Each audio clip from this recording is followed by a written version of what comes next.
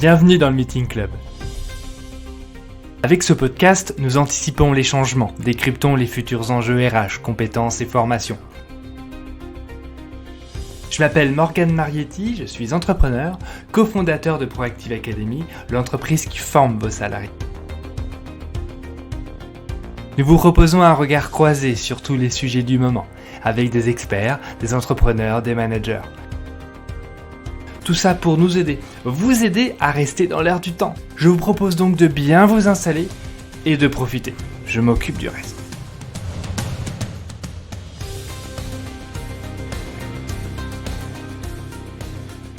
Eh bien, c'est parti. Bonjour à tous et bienvenue dans ce nouvel épisode du Meeting Club.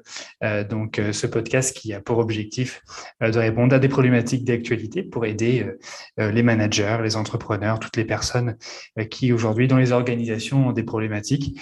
Et aujourd'hui, on va parler de télétravail qui est un sujet, on va dire, pas uniquement à la mode depuis quelques années. Et pour ça, on reçoit Amandine Braillard des RH de la société Payfit France, avec qui on va discuter. Bonjour Amandine, bienvenue. Bonjour, merci de m'accueillir. Avec plaisir. Alors Payfit, c'est une entreprise qui propose des solutions RH pour les entreprises. Peut-être que vous pouvez un peu nous présenter un peu l'entreprise et vous présenter aussi.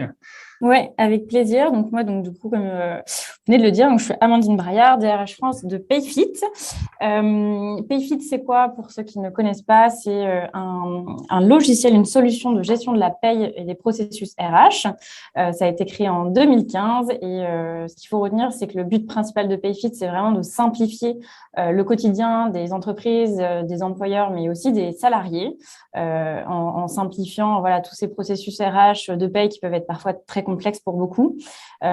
Aujourd'hui, Payfit, on sert plus de 6500 PME françaises et européennes et on est présent donc en France, en Espagne, en Allemagne, en Angleterre.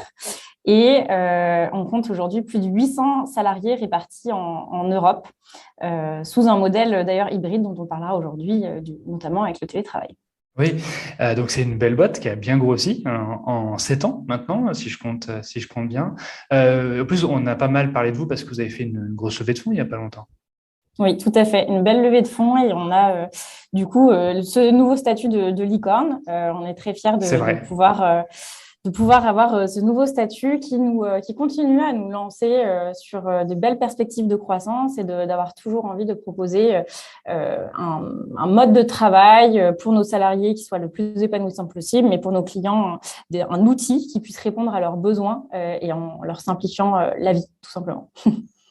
Super. Mais ça veut dire que j'imagine que là, vous êtes un peu aussi sur un taux de recrutement important, de nouvelles personnes recherchées, non? Je ne sais pas si vous pouvez un peu en parler.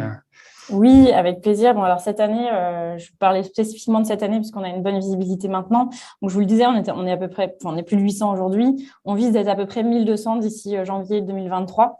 Donc, une belle croissance encore qui s'amorce devant nous et on est tous et toutes chez Payfit ravis de cette croissance et de pouvoir continuer cette belle aventure entrepreneuriale, même si on vise les 1200 salariés, ça reste une aventure encore entrepreneuriale dans laquelle on est tous épanouis au quotidien. Et c'est vrai qu'il y a une croissance liée aux salariés, donc évidemment, on va recruter beaucoup. Mais pourquoi? Tout simplement pour continuer à améliorer notre produit et proposer la meilleure expérience pour nos clients en répondant à leurs besoins concrets de gestion de la paye et des RH. Et puis quand on croît très vite, il y a beaucoup d'enjeux. Alors on va en RH, intégration, etc. On va pas tous les traiter aujourd'hui parce que c'est pas l'objectif. On va faire un focus sur un petit peu l'adaptation du télétravail chez vous parce que le télétravail, ça joue aussi sur le bien-être. Et quand les salariés sont heureux dans leurs entreprises, ils y restent. Donc il y a moins de turnover. Et c'est un peu le sujet. Alors en fait, moi ce qui m'avait marqué chez Payfit, c'est que vous avez mis en place un télétravail un petit peu différent par rapport à ce qu'on a l'habitude de voir. Il y a des entreprises qui ont été obligées ces dernières années, Covid oblige, de mettre le télétravail un peu forcé, mais Aujourd'hui, il y a des règles qui existent. On fait 2 jours par semaine, mais surtout pas le lundi et le vendredi, parce qu'on ne voudrait pas qu'ils partent un peu en vacances ou en week-end un peu précipitamment. C'est seulement une journée, 2 jours obligatoires, 3 jours. Et des fois, c'est même pas du tout de télétravail. Qu'est-ce qui fait que PayFit, si je résume un peu, c'est un peu un télétravail à la carte. C'est-à-dire, le salarié choisit ce qu'il a envie de mettre en place par rapport à sa vie familiale, ses origines, ce qu'il a envie de faire, etc. Alors, et le télétravail, c'est pas uniquement chez soi, ça peut être dans des lieux tiers, ça peut être dans vos bureaux à l'international, en tout cas plutôt sur le plan européen. Voilà. D'où est venu, entre guillemets, ces premiers prémices de la mise en place de ces télétravail?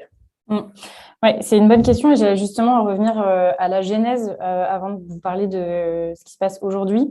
Oui. Comme beaucoup d'entreprises, on a été confrontés au Covid et notamment au confinement, etc. Donc en mars 2020, on a pris la décision, d'ailleurs assez tôt dans le process, de fermer 100% nos bureaux. Donc, on est passé sur une entreprise 100% digitale et télétravail du jour au lendemain. On a dû s'adapter, évidemment. Alors, ce n'était pas forcément, je dirais pas simple, mais en tout cas, on a pu rapidement s'adapter puisqu'on était déjà une entreprise qui avait l'habitude de travailler avec plusieurs outils qui nous permettaient facilement de délocaliser nos salariés en télétravail. Mais ça a été un peu la genèse. C'est-à-dire qu'on a pris cette décision par sécurité, évidemment, pour nos salariés et pour tout simplement le contexte sanitaire. Et donc, ça nous a permis aussi de se poser beaucoup de questions pendant cette période, puisque pendant 3 mois, on a fermé tous nos bureaux, donc tout en Europe. Et on a pu du coup tester ce mode de télétravail. Bon, alors pour le coup, 100% télétravail, qui a ses avantages et ses inconvénients.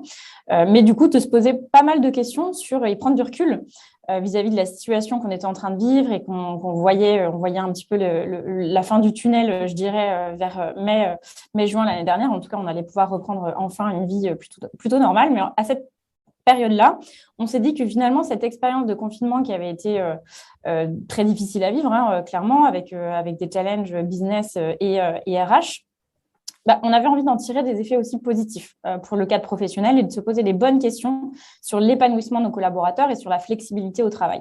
On s'est rendu compte pendant ces quelques mois qu'en fait, télétravailler à 100%, ça avait été possible. Alors, pas sans effort, mais ça avait été possible. Et au-delà d'être possible, ça avait déclenché chez certains collaborateurs beaucoup d'épanouissement et des méthodes de travail un peu différentes. Et ça a toujours été chez PayFit l'une de nos missions principales, alors depuis toujours chez nos fondateurs, mais encore plus aujourd'hui dans l'équipe People, dans l'équipe RH globale. Notre objectif, c'est de faire en sorte que le travail soit une zone d'épanouissement. Et que ce ne soit pas vécu comme une obligation de venir travailler pour percevoir un salaire, pour payer son loyer ou son crédit, peu importe, évidemment, c'est important. Mais en fait, ça ne doit pas être la seule thématique qui te motive à avoir un travail aujourd'hui. En tout cas, nous, on ne le voit pas comme ça. Et donc, on a réfléchi à cette flexibilité au travail et on en est venu à échanger sur potentiellement mettre en place ce qu'on appelle maintenant chez PayFit le work from anywhere. Donc, alors, dit comme ça, non, on ne peut pas travailler de n'importe où quand on veut sans règles, évidemment, je vais vous en parler. Mais on avait cette volonté, en tout cas, de pouvoir un peu disrupter cette thématique de télétravail et d'arrêter de penser qu'en fait, le travail était exclusivement physique. En tout cas, on pouvait se permettre chez PayFit, avec nos métiers, d'avoir un fonctionnement un peu différent.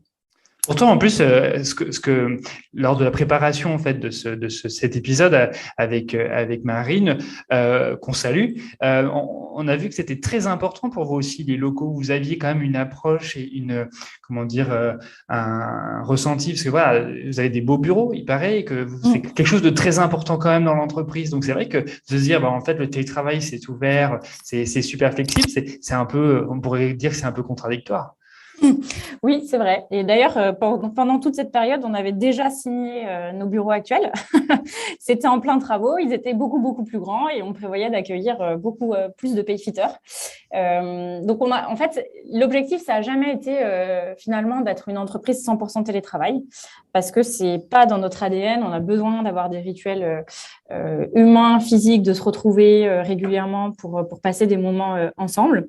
Mais on s'est aussi dit que on avait besoin de ces bureaux, donc c'était pas question de les abandonner et d'abandonner le projet bureau, mais plutôt de proposer une flexibilité autre. Aujourd'hui, on a beaucoup de nos salariés qui reviennent, en plus avec la situation sanitaire qui a quand même un peu duré, ils commencent à revenir plus régulièrement, mais c'est d'avoir un peu un hub où tout le monde peut se retrouver s'il le souhaite, quand il le souhaite, avec des conditions qui sont top, avec un bon positionnement, pour le coup, donc notre hub parisien à côté de Saint-Lazare, des super bureaux très lumineux, très grands et qui nous permettent d'avoir de bonnes conditions quand on souhaite venir au travail. Avec une super terrasse. Oui, il y a une belle Je l'ai terrasse vu en aussi. passant. Ouais, c'est sympa. Donc voilà, ça n'a jamais été l'idée, ça n'a jamais été d'abandonner nos bureaux, mais au contraire de continuer à avoir cette expérience que j'appelle vraiment une expérience hybride. On a le bureau si on a l'envie, parce qu'aussi on a aussi beaucoup de salariés qui ont envie de venir au bureau tous les jours. Et c'est complètement accepté. Et voilà, chacun, en fait, aujourd'hui, fait le choix de son organisation personnelle. Évidemment, en partenariat avec son manager et son équipe pour faire en sorte que tout marche. Mais voilà, c'est des choix qui sont personnels, qui sont liés à notre vie, à là où on a envie de vivre, etc. Et je vous le dirai un peu plus tard, mais on a beaucoup de nos salariés qui, du coup, avec cette nouvelle politique, sont partis de région parisienne pour aller s'installer ailleurs en France. Et ça permet justement, voilà, encore une fois, plus d'épanouissement et un cadre de vie personnel qui est propice à l'épanouissement personnel ensuite. D'accord. Ensuite. Donc là, on a vu en fait un peu la genèse du projet. Donc là, si on revient un petit peu sur qu'est-ce qui est possible aujourd'hui et voilà, quelles sont les règles que vous avez mis en place parce que voilà, on peut être chez soi en province, en Île-de-France, ou on peut être ailleurs. C'est-à-dire, on a le droit d'aller télétravailler sur un lieu tiers qui peut être aussi à l'étranger. Voilà, quelles sont les règles, quelles sont les limites? Ouais, c'est une bonne question. Bon, avant d'aller vers cette flexibilité, vous vous en doutez, on a quand même beaucoup travaillé sur le projet dans sa globalité. Je pense que c'est important que je vous le dise ici, si certains l'envisagent pour leur entreprise, mais on a interrogé beaucoup de nos salariés, on a envoyé beaucoup de questionnaires. Et ça, je pense que c'est une première phase du projet qui est essentielle pour un peu mieux cadrer et savoir ce qui est attendu. Notamment, on a organisé des ateliers, plus de 40, je crois, ça représentait plus de 200 salariés, pour avoir des retours concrets et opérationnels, parce que c'est pas si simple, en fait. Il y a besoin de garder du lien aussi entre les équipes, entre les managers, les rituels, etc. Et ensuite, on est venu, du coup, à proposer une expérience qu'on a aujourd'hui, où globalement, en tant que salarié chez Payfit France, je vais parler que de la France parce que ça me concerne directement, mais vous pouvez décider d'aller vivre ou d'habiter tout simplement en Normandie. Par exemple, en France, tout est faisable, donc vous pouvez vous installer partout en France. La seule condition, c'est de nous le dire pour qu'on puisse savoir d'où vous télétravaillez, pour permettre aussi juste d'adapter les assurances, etc. On en parlera, c'est hyper important. Voilà, de savoir ça. Et ensuite, on a mis des règles où on recommande. Alors, une fois de plus, c'est une recommandation. Il n'y a aucune obligation dans notre politique de Work from Anywhere, mais on recommande à nos salariés de venir au moins une fois par mois, passer quelques jours au bureau, une fois de plus ici, pour maintenir un lien social, créer des liens avec son équipe, avec son manager, avec d'autres départements, etc. Donc ça, c'est hyper important pour nous, mais c'est une recommandation.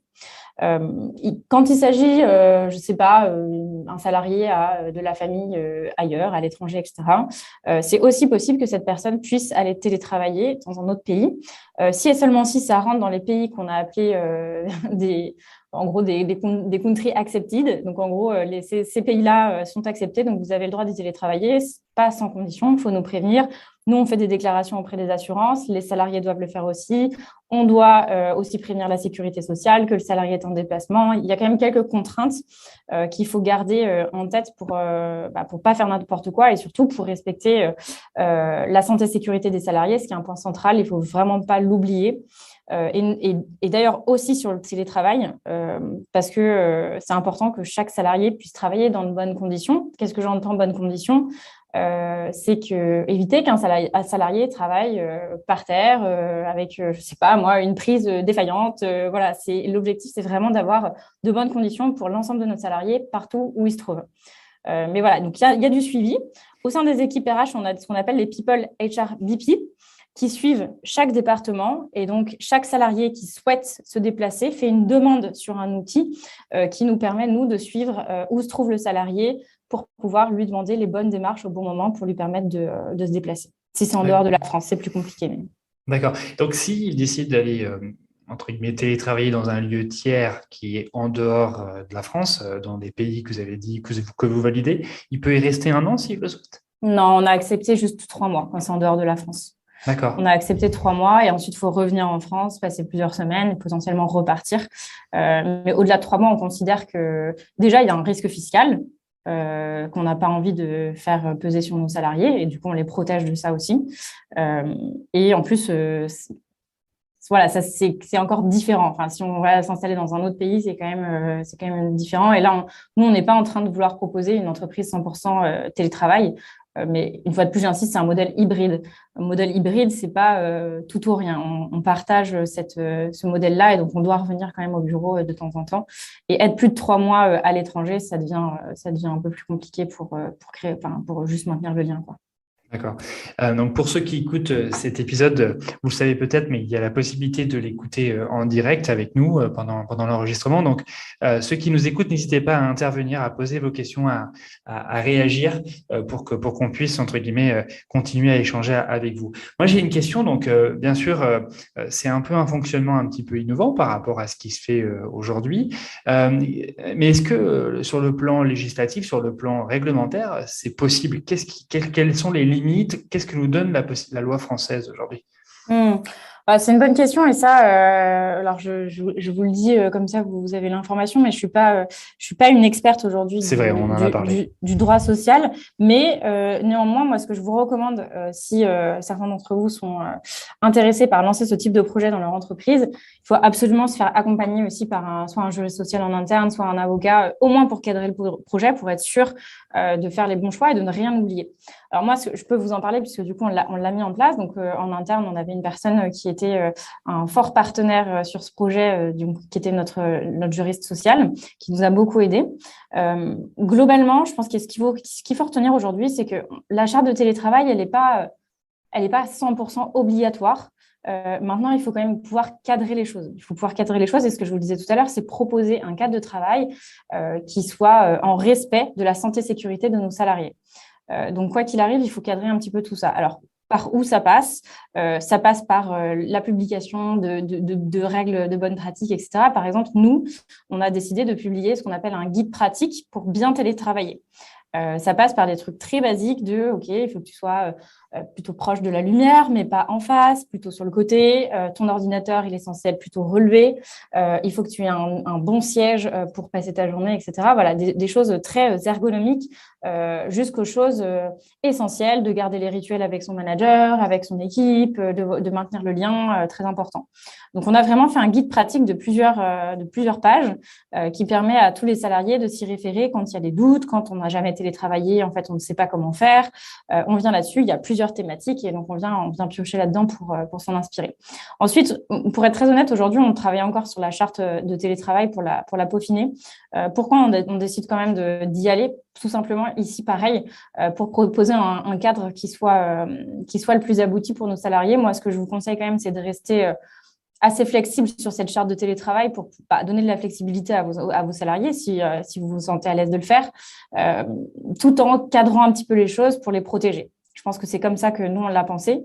On est en train d'en reparler aussi avec notre CSE. Ça, c'est hyper important. Si vous avez la taille d'avoir un CSE, surtout, il faut les inclure au bon moment pour les bonnes négociations, pour les bons échanges, les bons allers-retours. Hyper important. Ensuite, d'un point de vue, on va dire plus assurance, pour s'assurer, parce que vous allez me dire peut-être qu'on n'est jamais sûr dans quelles conditions travaillent nos salariés quand ils sont chez eux. C'est vrai, hein, je n'ai pas été checker le lieu de vie de chacun de nos salariés. En revanche, on peut leur demander des attestations qui nous permettent de nous assurer qu'ils travaillent dans de bonnes conditions chez eux, qu'ils ont le bon matériel, etc. Désolé, juste là-dessus, les attestations, donc c'est pas des attestations d'assurance, c'est vous leur demandez d'attester qu'ils respectent les règles que vous leur avez demandées. Mais est-ce que ça veut dire aussi que l'entreprise a une obligation d'équipement? Oui, alors Alors non, on n'a pas d'obligation d'équipement aujourd'hui. En revanche, nous, par exemple, on a fait le choix de débloquer un budget de 150 euros par an pour chacun de nos salariés pour qu'ils puissent s'équiper sur pas mal de thématiques. Et d'ailleurs, pareil, ici, on a un guide où on a à disposition plusieurs matériels, tables, chaises, un truc pour surélever notre ordinateur, etc. Et tout ça, c'est à disposition du salarié. On a décidé plutôt de débloquer ce budget de 150 euros par an, plutôt que de mettre en place un forfait qui existe dans certaines entreprises où on a ce qu'on appelle un forfait télétravail à hauteur de, voilà, ça dépend des entreprises, chacun fait un peu ce qu'il veut. Mais aujourd'hui, nous, on a préféré débloquer 150 euros par payfitter par an pour lui permettre de s'équiper un petit peu mieux s'il le souhaite et s'il considère qu'il n'est pas encore assez bien équipé chez lui sur certaines thématiques. Donc évidemment, 150 euros, ça ne suffit pas sur un équipement parfait, mais on fournit déjà un matériel conséquent à l'arrivée de nos salariés qui leur permettent de déjà très bien télétravailler. Maintenant, c'est, on va dire, un petit plus qui leur permet d'être vraiment bien. Voilà, c'est une recommandation dont on est vraiment très vigilant au moment de ce qu'on appelle l'onboarding, donc l'intégration de nos collaborateurs, de bien rappeler qu'il faut qu'ils soient bien installés en télétravail, qu'ils se sentent bien dans une salle qui puisse permettre la concentration, etc. Et qu'ils puissent surtout faire des pauses. Ça, c'est hyper important parce qu'on avait aussi en télétravail que certains de nos salariés se lèvent le matin, se préparent, s'assoient et globalement se mangent très rapidement et puis font très peu de pauses. Pas avant 20 heures. Ouais. Voilà, et ça, c'est un vrai sujet. Qui est important d'avoir en tête et qu'on a toujours en tête d'ailleurs, et on rappelle les bonnes pratiques, de faire des pauses régulièrement, de se lever, d'aller marcher un peu autour de chez soi, de faire de l'exercice hyper important. Et au-delà de ça, du coup, on a mis en place des outils digitaux comme Windoo, par exemple, que je vous conseille, qui est une plateforme où on peut faire plein d'activités en digital, où on peut retrouver nos collègues, faire du sport, faire des séances de méditation, etc. Et ça permet de sortir un peu du cadre du télétravail et de brancher sur son ordinateur sans jamais voir personne la journée. Ça, c'est important. On va revenir de la vie sociale de l'entreprise dans le cadre du télétravail tout à l'heure. Une dernière question sur la partie légale. Alors, vous n'êtes pas juriste, donc si vous n'avez pas, c'est pas grave, mais j'ai vu rapidement que si on obligeait le télétravail, que c'était obligatoire, il y avait une obligation de participation au sein de on va dire une participation à tout ce qui est charges liées électricité, Internet et autres. Mais si c'est, entre guillemets, proposé, on va dire, c'est facultatif en interne, est-ce qu'on a cette obligation aussi?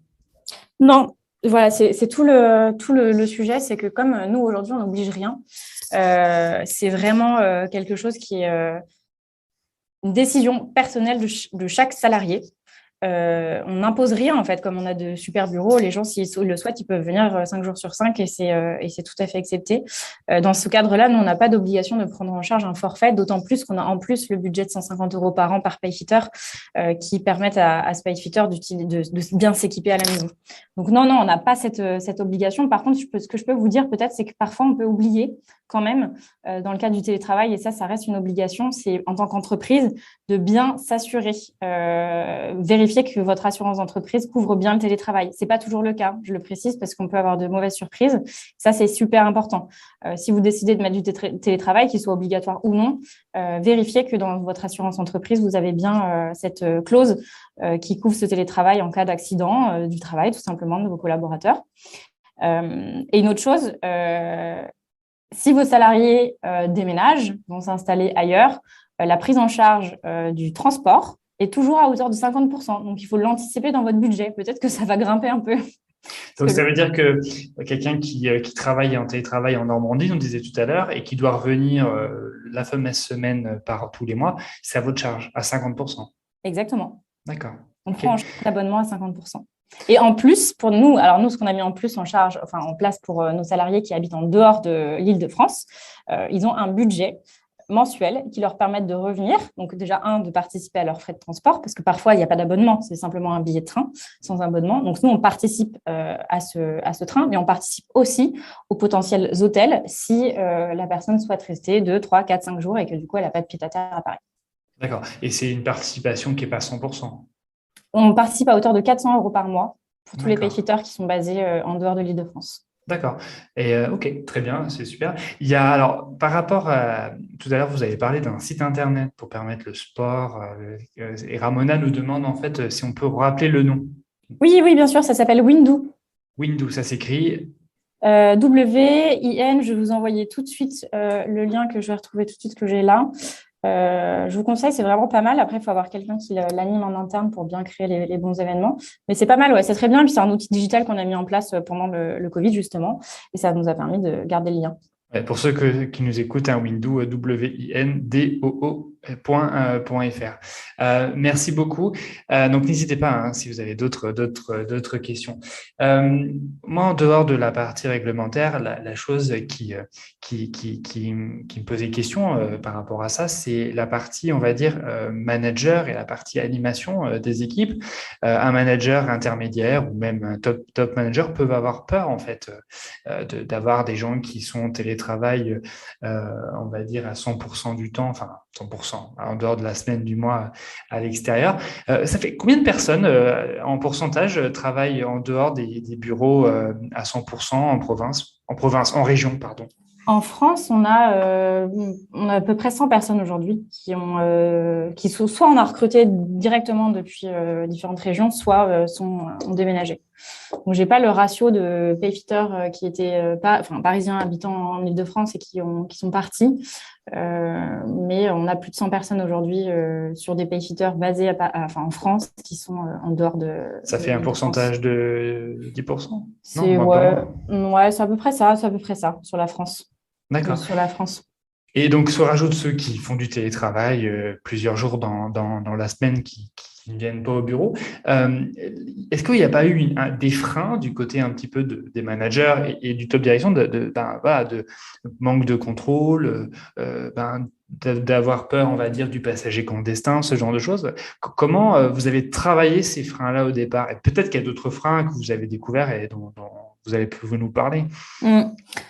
Bon, alors en fait, pour être très honnête, on a testé le modèle en version réelle avec le Covid, on n'a pas eu trop le choix pendant 3 mois en télétravail.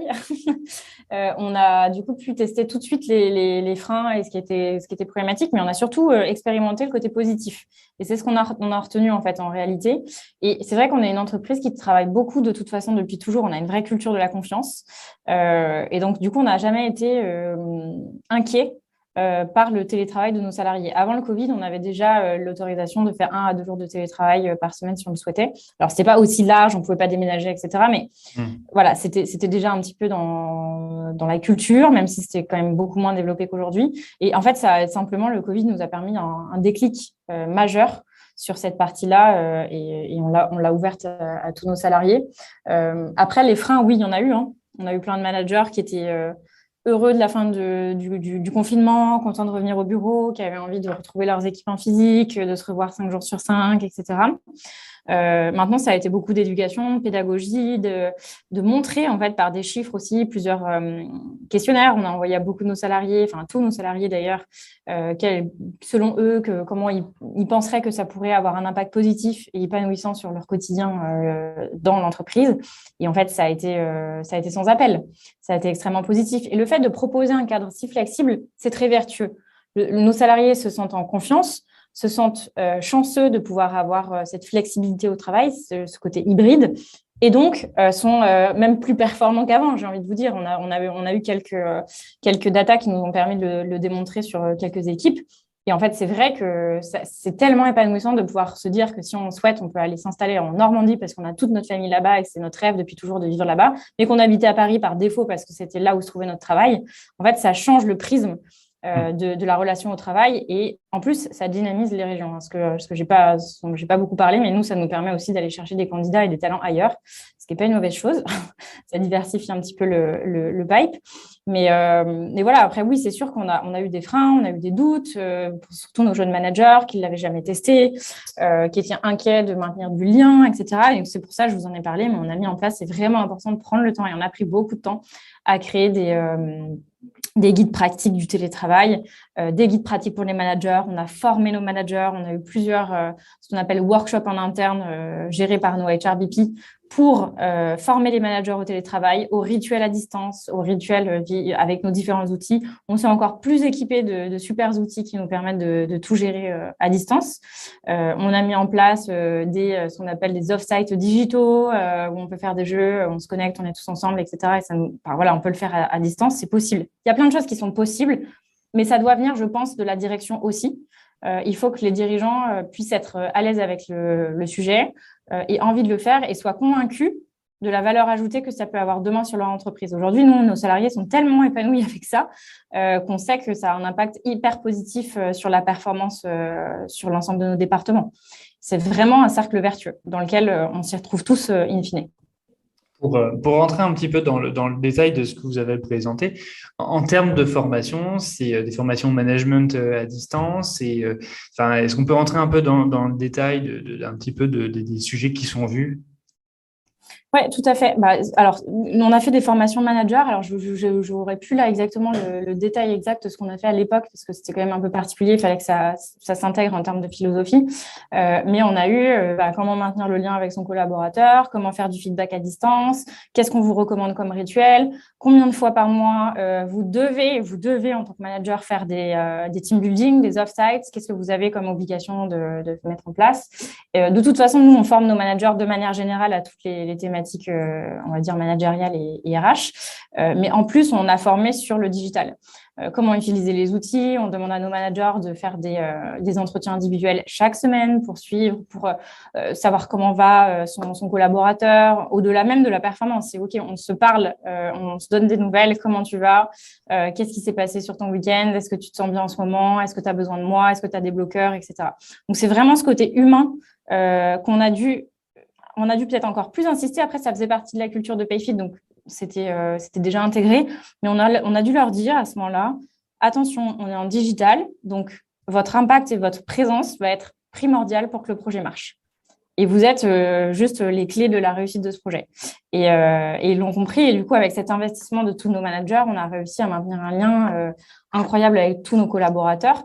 Et qu'en fait, finalement, il n'y a plus trop de différence entre je suis au bureau ou je suis à distance et je parle avec mon manager. Finalement, c'est quasi pareil parce qu'on a vraiment ce temps qualitatif pour parler d'autre chose que du travail ensemble. Et ça, en fait, c'est les choses qu'on fait habituellement autour de la machine à café exactement. ou à la petite pause sur la terrasse. Vous aujourd'hui, comment ça se matérialise à distance? C'est-à-dire que on se fait une pause café à 9 h du matin, connecté sur un outil. Enfin, c'est... Exactement. On utilise Zoom pour toutes nos conférences digitales ou Hangout parfois. Mais oui, c'est ça. Et en fait, on a demandé à nos managers d'organiser ce qu'on appelle des coffee chats ou des weekly coffee où il y a toute l'équipe qui se connecte si ils le souhaitent. C'est pas une obligation non plus pour les équipes. Il ne faut pas que ça devienne pressurisant non plus de vouloir absolument participer à un café. Parce que quand on est au bureau, on peut aussi dire non, désolé, j'ai pas le temps ou je suis sur autre chose. Donc, s'ils le souhaitent, ils ont cette flexibilité en tant que collaborateur de se connecter. Tiens, mon manager, il organise un café. Je veux me connecter, j'ai envie de parler à l'équipe et je me connecte et je le vois. En général, on en organise 2 par semaine. Des coffees vraiment pour pas parler du travail et du quotidien de la performance, mais plus pour se donner des nouvelles et garder le lien humain. Et après, les team building, c'est 1 fois par trimestre. Et les off-site, potentiellement 1 fois par an. Donc, off-site, j'entends vraiment en dehors du cadre de travail. Et ça peut être même tous ensemble en physique. Pour le coup, on le recommande maintenant que le Covid commence à aller mieux, même si, je ne vais pas trop m'avancer parce que... Voilà, on recommande maintenant de faire des off-sites de temps en temps quand même en physique, tous ensemble pour se retrouver, surtout quand on a des personnes qui habitent en région. C'est sympa de se retrouver 1 fois de temps en temps. En mode plutôt after work ou c'est dans les locaux? Non, les off-sites, parfois, ça va vraiment être même parfois dans une autre ville. Et on fait des activités en dehors du travail, on fait des workshops pour parler du travail. Il y a un mix des deux. Et en tout cas, on passe une journée ensemble complète pour passer du temps en qualitatif, déjeuner, dîner, faire des after-work. Et tous les managers ont un budget par payfitter par an pour organiser ces événements. Et ils ont l'obligation de le faire, on les suit. S'ils ne le font pas, on les rappelle. D'accord. Et est-ce que c'est des choses qui... une organisation qui a fait fuir des salariés? Parce qu'en fait, aux managers qui ont pu faire peur? Non. Non, parce que les managers eux-mêmes étaient, en toute humilité, ils étaient heureux aussi de cette flexibilité pour eux-mêmes. Et ça leur a mis une pression supplémentaire en tant que manager. On sait déjà que les managers, de manière générale, en ont quand même beaucoup. Mais là, ils en ont eu une supplémentaire humaine de maintenir ce lien. Mais ça les a fait plus grandir qu'autre chose. Et ils étaient heureux aussi personnellement, pour la plupart, d'être basés potentiellement ailleurs et d'avoir cette flexibilité. Donc non, ça a pas fait fuir honnêtement. Aujourd'hui, c'est vraiment un vrai critère de rétention. On envoie un trimestre de satisfaction tous les trimestres à tous nos salariés. Et c'est le point qui revient à 95% de dire que Work from Anywhere les rend plus épanouis au travail aujourd'hui, cette politique. Donc vraiment, il n'y a aucun doute aujourd'hui sur le fait que c'est quelque chose qui marche hyper bien et qu'on a envie de continuer à pousser et de développer dans les prochains mois et prochaines années pour proposer une expérience qui soit encore plus qualitative demain. Super. Et alors là, on commence à parler de résultats. Donc, ça a été mis en place quand la date exacte? C'était à la suite donc, du premier confinement, donc c'est fin 2020. Je dirais mi-2020 plutôt. Ça a été, D'accord. bon, on est revenu travailler, je crois, en physique en mai-juin, il me semble.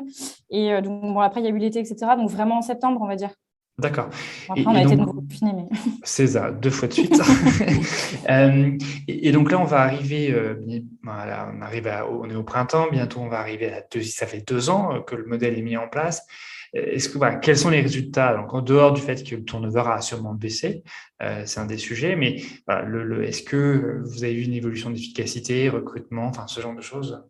Oui, tout à fait. Je voulais te dire un petit peu déjà pour nous, le fait qu'on ait 100 personnes qui soient basées en région, c'est déjà un Oui, super critère. Hein. Juste sur la France, ça veut dire que 100 personnes, on ne parle pas de 10 personnes, quoi. On parle de 100 personnes, donc c'est quand même super positif. Ça, c'est la première chose. Le fait qu'on puisse nous recruter pour toute la France, je vous l'ai dit rapidement tout à l'heure, mais en réalité, ça a diversifié notre attribution de candidats et ça, c'est un vrai plus. D'autant que vous l'avez compris, on a beaucoup de recrutements à faire cette année encore.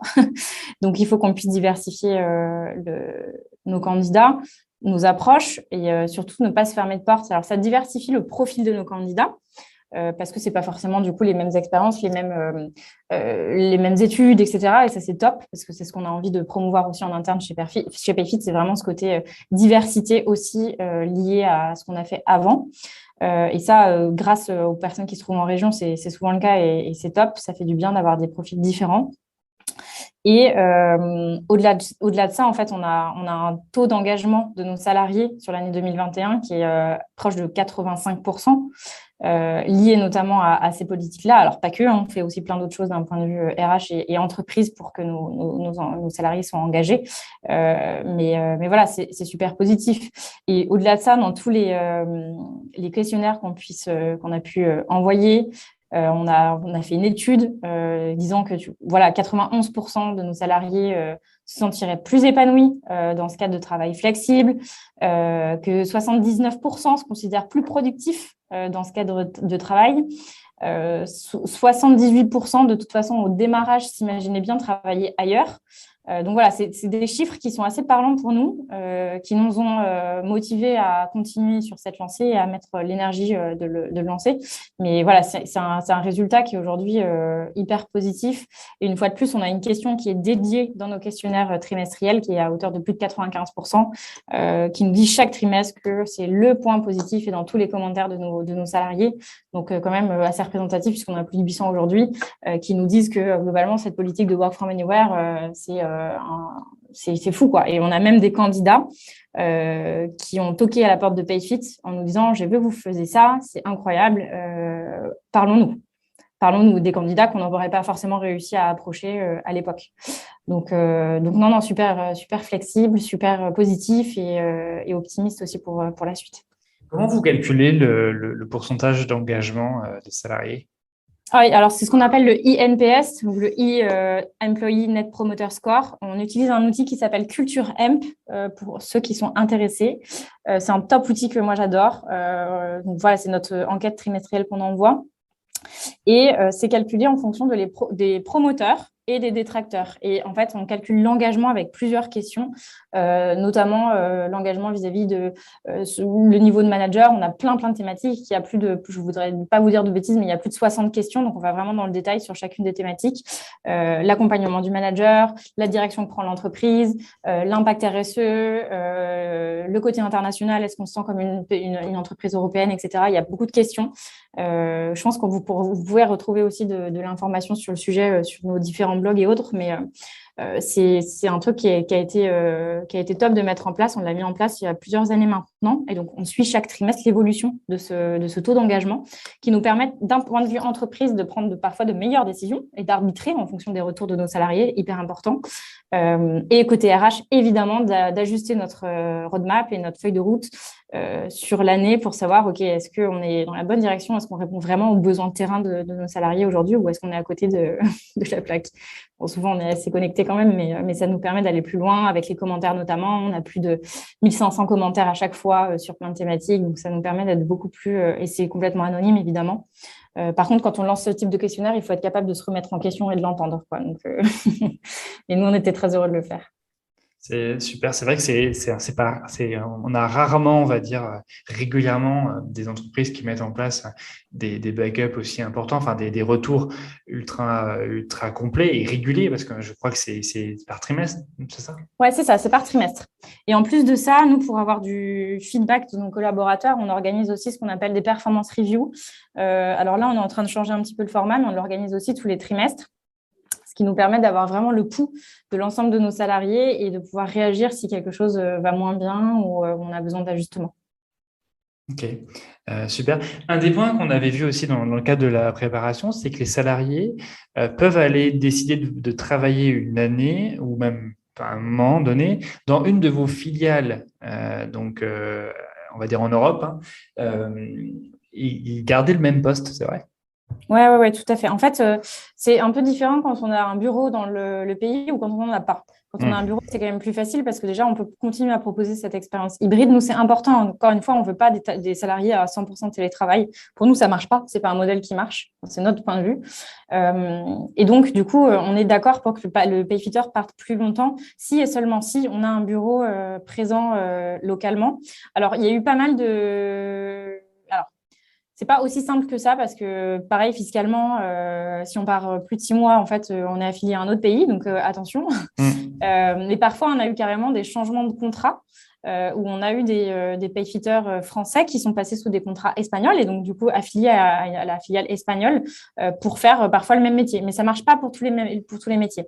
Ça va marcher pour nos métiers produits, par exemple, qui sont des métiers, ce qu'on appelle global chez nous.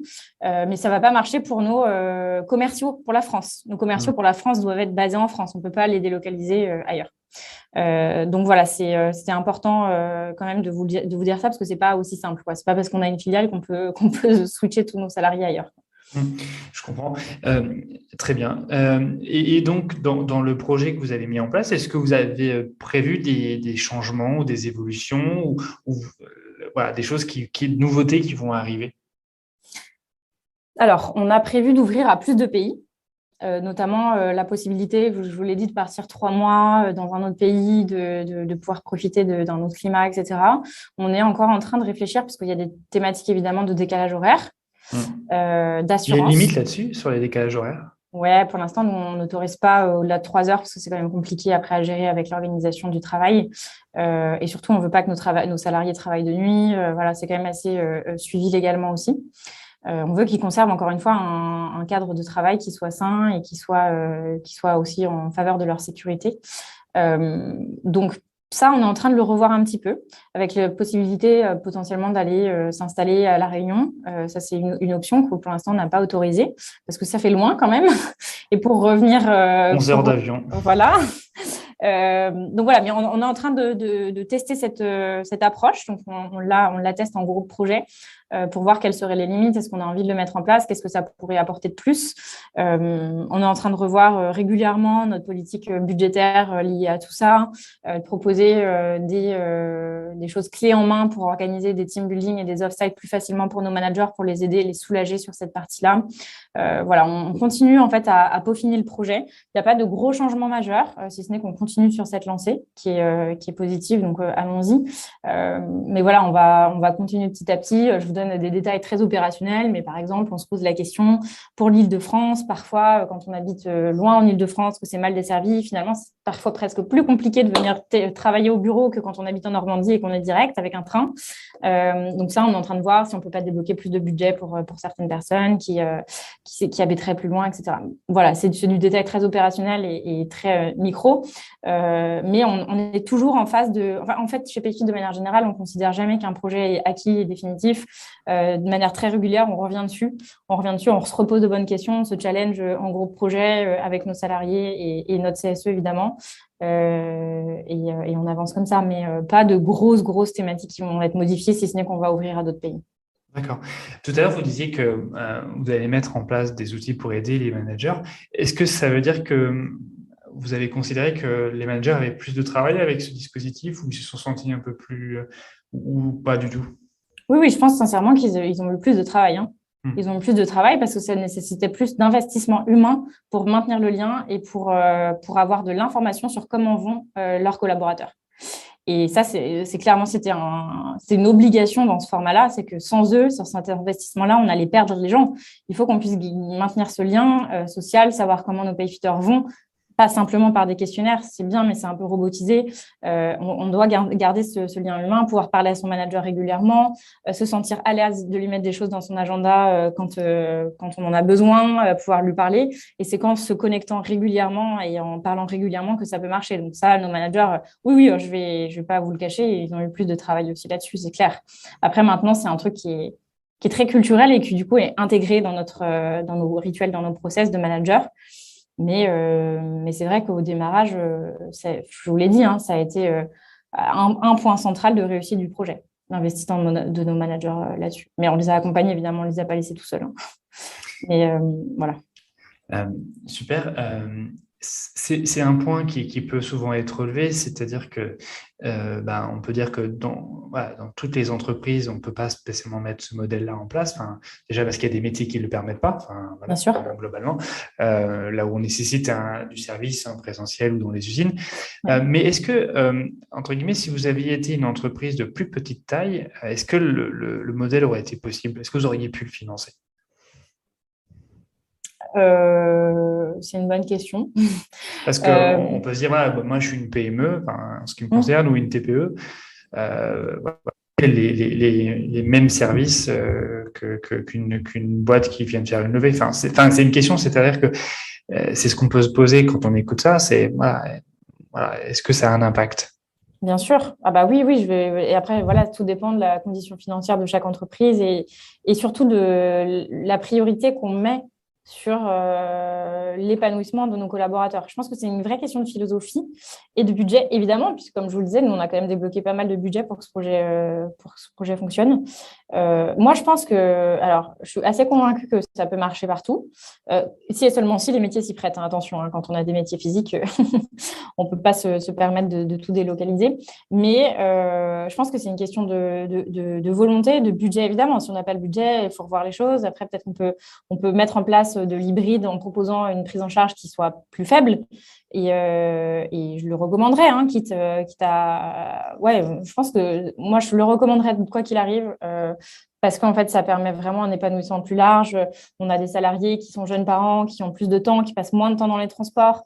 En Île-de-France, on voit parfois des salariés qui passent 3 heures dans les transports par jour pour venir travailler. Et ça c'est quelque chose qu'on n'envisage plus chez Payfit. On ne peut pas se permettre, quand on le peut, selon nous, d'imposer ça à nos salariés qui peuvent en pâtir de cette situation et passer 3 heures dans les transports. C'est un temps perdu incroyable qui pourrait passer à passer plus de temps avec leurs enfants ou à leur hobby ou à faire du sport ou à faire n'importe quoi, sauf pas dans les transports. Et ça c'est… après, ça s'y prête surtout en Île-de-France parce qu'on sait à quel point les transports peuvent être longs et compliqués. Mais non, je le recommanderais quoi qu'il arrive. Et après, je pense que c'est aussi fonction de la maturité de l'organisation. Est-ce que l'organisation est prête à faire confiance à ses salariés? Est-ce qu'elle a suffisamment de data pour suivre la performance de ses salariés? Est-ce qu'elle a suffisamment de rendez-vous pour faire confiance à ses salariés sur le fait qu'ils vont se connecter le matin et qu'ils vont travailler et qu'ils ne vont pas rien faire de leur journée en télétravail? Il y a une vraie question aussi de d'accepter que le télétravail, ce n'est pas rien faire. Et ça, je pense que certaines organisations plus traditionnelles ont peut-être un petit peu encore du mal à passer cette étape, qui n'est pas une étape facile du tout, hein. Mais d'accepter qu'en fait, un salarié épanoui, heureux et qui sent qu'il a plus de flexibilité va en fait donner aussi plus, hein, c'est ce qu'on observe. Et exactement, mais c'est aussi le débat aussi, par exemple, sur le respect du temps de travail, se dire, en fait, la personne, en dehors des cadres, hein, mais la personne qui a 35 heures, on peut se dire, en fait, ça se trouve, il fait passer 35 heures, donc on veut qu'il vienne au bureau pour surveiller ce genre de choses. Alors, on se rend compte que c'est plutôt l'inverse, en général, mais c'est vrai qu'il y a donc, s'il y a, entre guillemets, passager clandestin, il y a surtout peut-être des questions liées au recrutement et à l'évolution initialement. Oui, c'est des questions liées au recrutement, mais surtout des questions liées au suivi de la performance et au rendez-vous régulier qu'on a avec nos salariés pour s'assurer que le salarié, il est dans la bonne direction, qu'il fait ce qui lui est demandé et qu'il n'est pas en train d'être en insuffisance professionnelle. Mais c'est des sujets qui sont pour moi en fait les mêmes que quand on est en physique. C'est-à-dire qu'on doit pouvoir suivre la performance de nos salariés. Et moi, mon équipe, qu'elle soit à côté de moi au bureau ou qu'elle soit chez elle, j'arrive à suivre la performance de la même façon. Ça ne change rien pour moi. Et si mon équipe finit de temps en temps plus tôt parce qu'elle a terminé ce qu'elle était censée faire et que tout va bien, eh ben, c'est tant mieux. C'est tant mieux. Finis plus tôt, va faire du sport, libère-toi l'esprit et reviens encore plus énergique que demain. Donc, c'est vraiment important. Après, voilà, une fois de plus, c'est notre philosophie. C'est intégré par l'ensemble de notre direction, c'est intégré par tout notre département People. Donc, ce n'est pas aussi simple de le mettre en place quand on est une entreprise qui est bien installée, qui a des rituels, etc. Nous, on est quand même une jeune entreprise encore.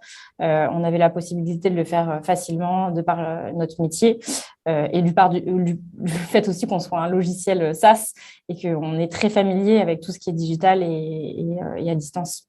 Complètement. Est-ce qu'il y a des gens en entreprise qui ne peuvent pas faire du télétravail juste par leur fonction ou tout le monde le fait? Chez nous, tout le monde peut le faire.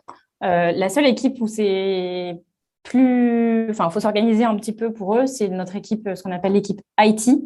Donc, c'est toute l'équipe qui gère les ordinateurs. Le matériel en fait informatique, parce qu'il y a un moment il faut quand même qu'ils soient physiquement avec nous oui. pour paramétrer les ordinateurs pour les nouveaux salariés, et évidemment notre hôtesse d'accueil qui doit être là physiquement, parce qu'en digital on n'a pas encore un hologramme. Oui. mais sinon c'est tout. Tout le reste de l'organisation peut télétravailler. D'accord. Il y a Gabriel qui nous demande est-ce que vous avez des exemples d'outils de mesure de performance en télétravail? Des indicateurs? Ouais, alors on a des indicateurs, mais je vous le disais, on organise ce qu'on appelle déjà, c'est des rituels de performance review. Pareil, très intégré à notre culture. On utilise un outil qui s'appelle Lipsome, que je vous recommande aussi, qui est un super outil. Ça s'écrit Leapsome. C'est un outil qui permet de suivre du coup la performance, où en fait on entre chaque début de trimestre l'ensemble de nos objectifs en tant que salarié et manager. On se met d'accord sur les objectifs, on signe la feuille de route. Trimestre fini, on se remet sur cette feuille de route, on regarde ce qui s'est passé, on regarde chacun des indicateurs, chacun des objectifs avec ce qu'on appelle des résultats clés. Est-ce que le résultat clé a été rempli à 50%, à 100%, etc. On manage ça et à la fin, ça donne un résultat de si oui ou non sur le trimestre, on a été performant ou en dessous des attentes ou au-dessus des attentes. Par équipe ou individuel? Individuel. Et ça, c'est chaque trimestre. D'accord. Pareil, mais pareil, c'est des choix où on a besoin de garder le lien de proximité. Ce que nous on appelle chez nous en interne des OKR, mais c'est à peu près le même modèle. Oui, c'est ça. Et du coup, pour suivre ça, nous, on utilise cet outil qui est Lipsome. Avant qu'on ait le budget pour utiliser cet outil, on était tout simplement sur un Google Drive. Et ça a été mis en place depuis qu'on est 15 salariés. Donc, ce n'est pas infaisable. Google Sheet, totalement. Dernière question qui vient de Nicolas. Est-ce que vous avez des conseils pour des PME où les gens ne comprennent pas le télétravail pardon, je relis la question, désolé. Des conseils pour des PME où les gens ne comprennent pas que le télétravail est difficile? Alors, je ne suis pas sûre exactement d'avoir compris tout à fait l'orientation de la question. Alors, Nicolas, si vous pouvez préciser, est-ce que vous pensez que donc vous parlez du fait qu'il y a des gens qui considèrent que le travail pour eux est difficile, c'est ça, ou l'inverse, la mise en place est difficile? Juste peut-être pour détailler, parce que c'est que le sens Donc le temps qu'il réécrive sa question. L'outil sur la partie OKR, c'est donc il n'y a pas de notion d'équipe, c'est vraiment à chaque fois de l'individuel. Oui, alors ça dépend, hein. Évidemment, je vous dis ça, mais il y a de l'individuel, c'est sûr, mais après, il y a des impacts sur les équipes, notamment les équipes de commerciaux. Fonction de leurs objectifs, ils ont forcément un objectif d'équipe, hein. Donc là, il va y avoir un impact direct sur l'équipe. Tout dépend des départements. On s'adapte aussi au fonctionnement et aux pratiques marché pour pouvoir répondre au mieux. Mais par exemple, dans l'équipe, en fait, dans l'équipe RH, ça marche aussi. On a des objectifs qui sont très individuels et des objectifs collectifs. Donc, alors, en fait, donc, il vient de réécrire sa question, c'est que la mise en place est très compliquée. Que les conseils pour aider des PME où la mise en place du télétravail peut être considérée comme compliquée. Alors déjà de se faire aider par des gens extérieurs, j'imagine. C'est ce que je Formation. Oui, je pense que d'abord, alors, je pense qu'il y a une perception parfois, voilà, si on pense que ça peut être très compliqué à mettre en place et que du coup, on se dit, oulala, trop compliqué, j'y vais pas, j'ai d'autres priorités, je comprends. En réalité, c'est pas si compliqué. Donc, j'aurais tendance à dire, aujourd'hui, il y a beaucoup de contenu, franchement, sur plein de réseaux qui nous aident à nous orienter. C'est le cadre légal finalement ne nous met pas tant de barrières que ça aujourd'hui. On a la chance parce que ça a changé récemment, mais on n'est plus aussi contraint qu'il y a quelques années sur le télétravail. Donc c'est presque le bon moment pour le mettre en place. Après, il faut avoir les bons outils. Attention de ne pas se lancer comme ça. Si on n'a pas de suivi de la performance, si on n'a pas de suivi de rituels déjà organisés entre nos salariés, entre nos managers, qu'on n'a pas tout ça, je pense qu'il faut y aller étape par étape. C'est d'abord faire un audit des bonnes pratiques RH à mettre en place avant et ensuite y aller. Mais je pense que voilà, les conseils moi, que je donnerais, c'est prenez le temps de le faire bien parce que c'est important. Ça peut être un super projet et ça peut prendre plusieurs mois et c'est OK, hein. C'est pas la peine de se mettre la pression dessus. Mais juste de considérer dès le départ que ça va avoir un impact extrêmement positif sur l'ensemble de vos collaborateurs et n'importe quel collaborateur dans n'importe quelle entreprise. Aujourd'hui, et c'est des études au-delà même de Payfit qui sont chiffrées et prouvées, vous dirait que la flexibilité au travail, quelle qu'elle soit, permettra un épanouissement qui sera meilleur pour eux et donc une meilleure productivité derrière. Après, ça se traite pas immédiatement. On ne peut pas forcément le voir tout de suite, mais sur le long terme, ça a vraiment des impacts positifs et ça change le prisme de la culture d'entreprise aussi. Il faut travailler sur la confiance et les messages qu'on a envie de porter, et les rituels et la communication. Et notamment les rituels de communication liés à l'organisation. Nous, par exemple, je vous donne des exemples très concrets, mais notre CEO, Firmin Zocchetto, nous parle toutes les 2 semaines de Payfit, de la stratégie, de l'orientation, etc. Et c'est un meeting qui est organisé toutes les 2 semaines par lui pour tout Payfit, donc vraiment les 800 collaborateurs partout en Europe. On a un meeting qui est organisé par notre Country Manager France toutes les 2 semaines pour parler de la stratégie France et avoir une session de questions-réponses de tous nos salariés en live. Voilà, il y a plein de choses qui sont organisées qui permettent justement de garder ce lien et de ne pas être déconnecté de son entreprise et de ne pas se sentir seul. Ça, c'est hyper important. Super.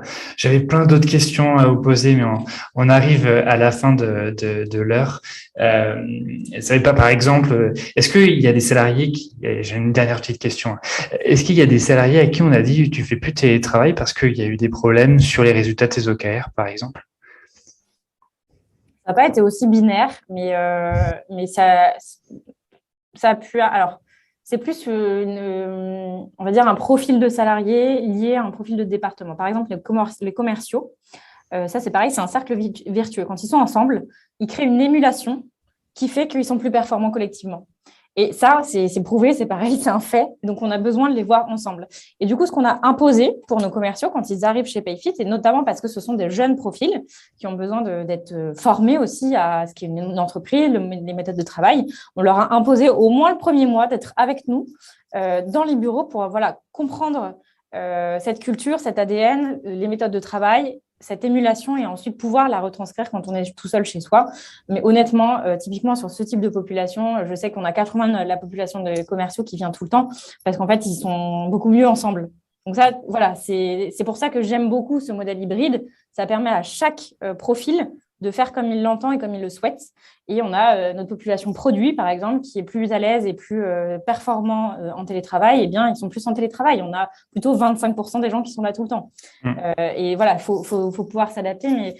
Mais oui, quand on a eu des petites baisses de motivation, où on a senti que il y avait une isolation qui commençait à se créer, etc. On a surtout recommandé aux salariés de venir un petit peu plus pour remonter cette barre de motivation et ça a des impacts souvent directs de se retrouver au travail, d'entendre ses collègues travailler à côté et du coup de s'en inspirer. Super.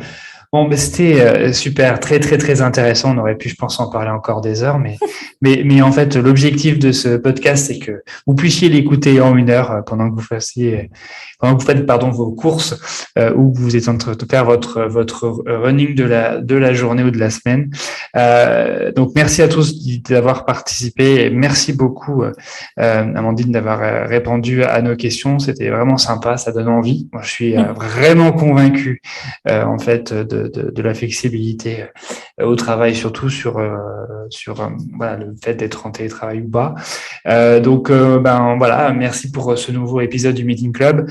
Vous pouvez retrouver tous nos autres épisodes sur l'ensemble des plateformes, on va dire, de podcast. Et venir participer, si vous le souhaitez, en direct à chaque enregistrement pour poser vos questions et faire vos remarques. Merci Amandine, merci. Je vous souhaite le meilleur à toute l'équipe de PayFit et je vous dis à très bientôt. Au revoir. Merci à tous. C'est super, vous avez suivi l'émission jusqu'au bout. Je vous remercie beaucoup pour votre fidélité. Si vous avez aimé cet épisode, n'hésitez pas à commenter, à liker, à partager à vos amis et surtout à mettre 5 étoiles, 20 étoiles, 30 étoiles sur Apple Podcast. Ce podcast, le Meeting Club, a été produit par Proactive Academy, une entreprise qui vous accompagne dans la formation et la montée en compétences de vos salariés. Je remercie toutes les équipes pour leur aide et pour leur investissement de tous les jours. Et je vous dis à très bientôt dans le Meeting Club.